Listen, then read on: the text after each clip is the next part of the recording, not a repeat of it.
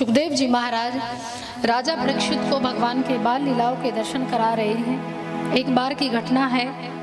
प्रातःकाल भगवान जागे तो वृंदावन में देखा, गोकुल में देखे 84 कोस का ब्रज है, उसमें अलग अलग स्थान है। बरसाना अलग है, मथुरा अलग है, वृंदावन अलग है, गोकुल अलग है, नंदगांव अलग है।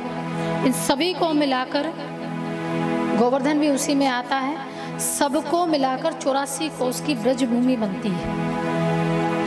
5 साल तक भगवान गोकुल में रहे हैं और उसके पश्चात कंस के प्रहारों से बचने के लिए भगवान वृंदावन की भूमि में आ जाते हैं। वृंदावन में जाकर देखा तो सुंदर सुंदर वृक्ष मिले तुलसी के, और तुलसी के वृक्षों को देखकर और यमुना के जल को देखकर और गोवर्धन महाराज को देखकर भगवान श्री कृष्ण का मन प्रफुल्लित हो गए और सदैव सदैव के लिए भगवान वृंदावन में आकर बस गए। साथ में जितने भी ग्वाल बाल थे या गोपियाँ थी, समस्त गोकुल नगरी अब कहाँ आ गई थी? वृंदावन। और इसी वृंदावन की भूमि में ही सब गोपियाँ, मैया यशोदा, नंद बाबा, भगवान अपने घर बनाकर रहते थे। और वहीं पर एक बड़े उत्सव की तैयारियां हो रही थी। कहीं यज्ञ मंडप बनाया जा रहा था तो कहीं ध्वजा पताकाएं लहरा रही थी, तो कोई किसी रूप में तैयारी कर रहा था तो कोई किसी रूप में तैयारी कर रहा था। तो भगवान ने देखा कि बड़ा उत्सव मनाया जा रहा है, लगता है कोई त्योहार है। तब मैया यशोदा के पास आए तो उस समय मैया यशोदा 56 भोग बना रही थी। मैया यशोदा से कहा कि मैया आज कोई जय जयकार होगी, आज किसकी जय जयकार होगी? आज बड़ा उत्सव मनाया जा रहा है, इतने बढ़िया बढ़िया मिष्ठान बनाए जा रहे हैं, तो क्या कारण है बनाने का? तब मैया यशोदा थोड़ी व्यस्त थी और मैया ने कहा कि लाला तू बड़ी बातें करता है, तेरे प्रश्नों का मेरे पास कोई उत्तर अभी नहीं है क्योंकि मैं बड़ी व्यस्त हूँ। तो आप अपने बाबा के पास जाइए, अपने बाबा से पूछे जो पूछना है। तब ठाकुर जी दौड़े दौड़े नंद बाबा के पास गए और बाबा को कहा कि बाबा आज कोई जय जयकार होगी हमारे यहाँ घर पर? तो कहा नंद बाबा ने कि हाँ लाला, आज से इंद्र की पूजा कई दिनों तक प्रारंभ हो जाएगी। आज से इंद्र की पूजा शुरू हो रही है और उसी के लिए 56 भोग बनाया जा रहा है। तब भगवान ने कहा ये इंद्र कौन है? तब नंद बाबा ने कहा वो हमारे देवता हैं। तो बाबा कहे देवता तो केवल मैं ही हूँ, बाकी और कौन सा देवता आ गया?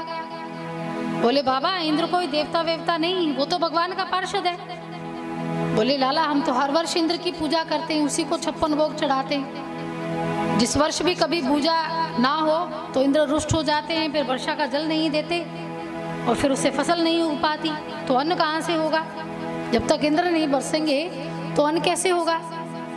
बोले बाबा ये जो इंद्र है, इस पूरे ब्रह्मांड में केवल 3 ही देव हैं, ब्रह्मा विष्णु और महेश।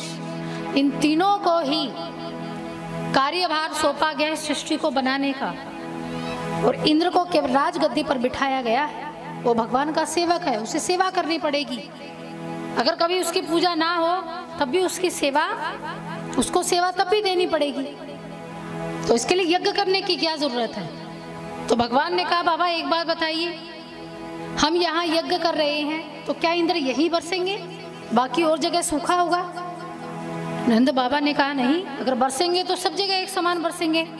तो बाबा यही तो बात मैं कहना चाहता हूँ, आप पूजा करिए ना करिए उनको तो फिर भी बरसना है, वो उनका कर्म है, उनका कार्य है, उनको करना ही करना पड़ेगा। नंद बाबा ने कहा लाला तू कहना क्या चाहता है? कहा बाबा बस मैं यही कहना चाहता हूँ कि आज से आप उसकी पूजा कीजिए जो अपने स्थान पर डटे हुए हैं और अपना कर्म कर रहे हैं। किसकी पूजा? आप उस 7 कोस की गिरिराज जी की पूजा कीजिए जो 7 कोस में फैले हुए हैं।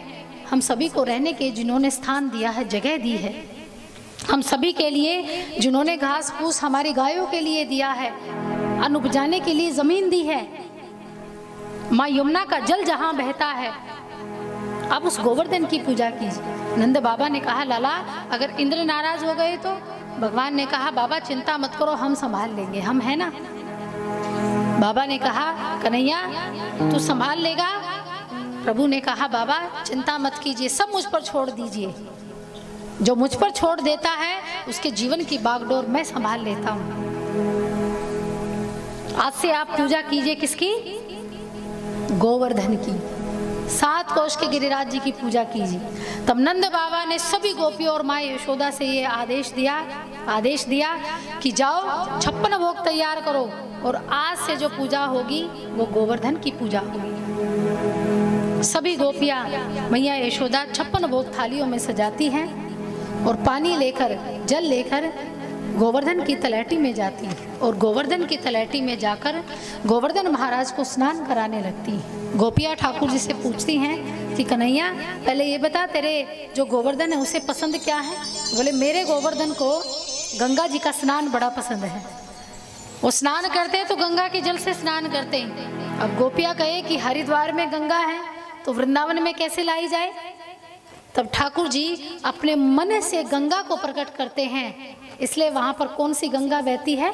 मानसी। क्योंकि वो भगवान के मन से प्रकट हुई है तो नाम पड़ा है मानसी गंगा। तो ठाकुर जी गोवर्धन के पास मानसी गंगा को प्रकट कर देते हैं और मानसी गंगा स्वयं आती है और गोवर्धन को स्नान कराती है। और तब जितनी भी गोपियां 56 भोग तैयार करके लाई थी वो सब गोवर्धन महाराज को अर्पित करती है। और जैसे ही गोवर्धन महाराज के दर्शन करने लगती है तो गोपियों को साक्षात, ब्रज ग्वालों को, मैया यशोदा को साक्षात कन्हैया के दर्शन होते।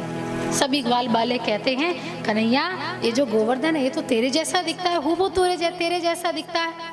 कन्हैया ने कहा भ्रम मत करो, ये पर्वत है लेकिन ये साक्षात मैं ही हूँ, नारायण स्वरूप हूँ। तो गोवर्धन आज भी वृंदावन की भूमि में जैतीपुर जिले में गोवर्धन महाराज हैं और गोवर्धन महाराज को कभी ये नहीं माना जाता कि वो एक साधारण पर्वत है। हमेशा ये माना जाता है कि वो कौन है? भगवान नारायण है जो पर्वत रूप में विराजमान है। इधर गोवर्धन महाराज की जय जयकार होने लगी, पूजा होने लगी तो उधर इंद्र महाराज रुष्ट हो गए और अपने सावर्तक मेघों को भेजा और कहा कि जाओ वृंदावन की भूमि में इतना वर्षों कि पूरा वृंदावन जलमग्न हो जाए, सब कुछ समाप्त कर दो, तबाह कर दो, नष्ट कर दो अपने जल के प्रभाव से। सावर्तक मेघ आए, इतना वर्षे, लेकिन भगवान ने सब ब्रजवासियों की रक्षा की। कैसे? अपनी कनिष्ठिका उंगली पर 7 कोष के गिरिराज जी को धारण किया। भगवान ने श्रीमद् भागवत महापुराण में 3 का वर्णन किया है, 3 का मर्दन किया है। अहंकार को दूर किया है, ब्रह्मा जी के अहंकार को दूर किया, इंद्र के अहंकार को दूर किया और कामदेव जी को रासलीला में हराया था भगवान ने। तो आज ब्रह्मा जी का और दूसरा इंद्र के मर्दन को भगवान ने नष्ट किया, जिसके कारण इंद्र महाराज जब पृथ्वी पर आए, भगवान का दर्शन किया तो क्षमा मांगी और 7 दिन तक भगवान गिरिराज जी को अपनी सबसे छोटी उंगली पर धारण करते हैं और 7 दिन तक सभी ब्रजवासियों का मनोरथ पूरा करते, 7 दिन तक भगवान के नजदीक रहे, दर्शन करते रहे। और धन्य है ये ब्रज गोपियाँ